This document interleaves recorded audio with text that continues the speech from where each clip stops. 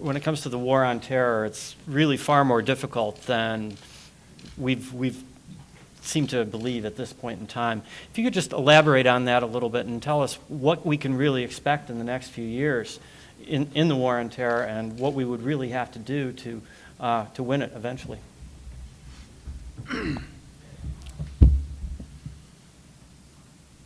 I am really deeply worried. We have 2 grandchildren who are 6 and 8, and I believe they are in greater danger of dying from enemy activities than we were in the Cold War. There are thousands of people across this planet who get up every morning actively seeking to destroy the United States. They are spreading their poison by sermons, by the internet, by a variety of recruiting devices. Tony Blair said it very well. The people who did the London subway bombings spoke English, were British citizens, lived in British housing, and had jobs. And had decided because of their relationships that they were engaged in a war against the very country which had given them prosperity and freedom and safety. When you see the Taliban kidnap 22 Christian South Korean missionaries who are there to help the people of Afghanistan, and nobody gets up and says this is despicable. Where in the Muslim world has there been any battle cry saying they should be released? Where has anybody gotten up to condemn? When you see a 12-year-old boy in Pakistan saw off a man's head on videotape, where is the condemnation? When you know that the schools recruit suicide bombers, when you know that the Iranian government ran a cartoon last year for children aimed at recruiting 10-year-olds to be suicide bombers on public television. At what point do you have to say enough? When you're lectured by the Saudis about being respectful when they do not allow any Jew or any Christian to practice their religion in Saudi Arabia, and we tolerate it, when do you draw a line? Nobody in this society has yet given a speech to outline the scale of this problem in terms of senior leadership. And yet it's obvious. We haven't won in Afghanistan, and we are not currently winning. If you're not winning a guerrilla war, you're gradually losing it. We have not won in Iraq. The Israelis, despite 30 years of work, have not won in either Gaza or the West Bank. And we're sleepwalking.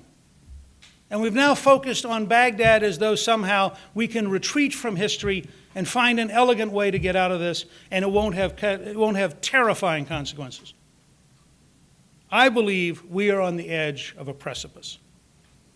The Iranians are desperately trying to build nuclear weapons, and they will use them. This is a statement. Look, read out what Ahmadinejad says. He writes poems about the joy of being a martyr nation. He gets to wipe out Tel Aviv. Maybe the Israelis use nuclear weapons to wipe out Tehran. He would accept that in a minute, because he believes everybody in Tehran goes to heaven and everybody in Tel Aviv doesn't.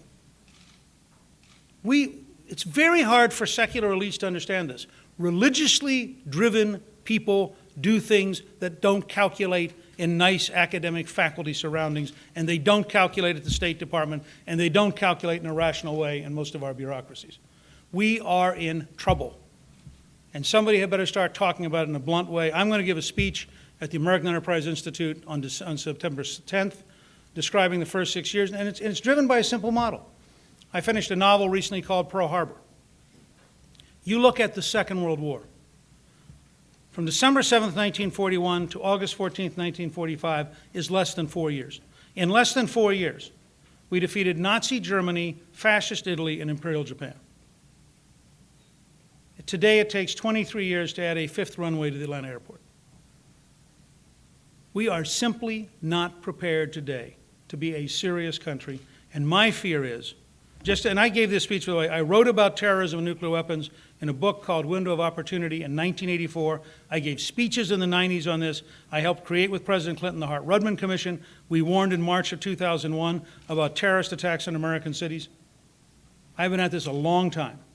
I am genuinely afraid that this political system will not react until we lose a city. And nobody in this country's thought about the threat to our civil liberties the morning after we decide it's that dangerous, and how rapidly we will impose ruthlessness on ourselves in that kind of a world. I think those of you who care about civil liberties had better be thinking through how we win this war before the casualties get so great that the American people voluntarily give up a lot of those liberties.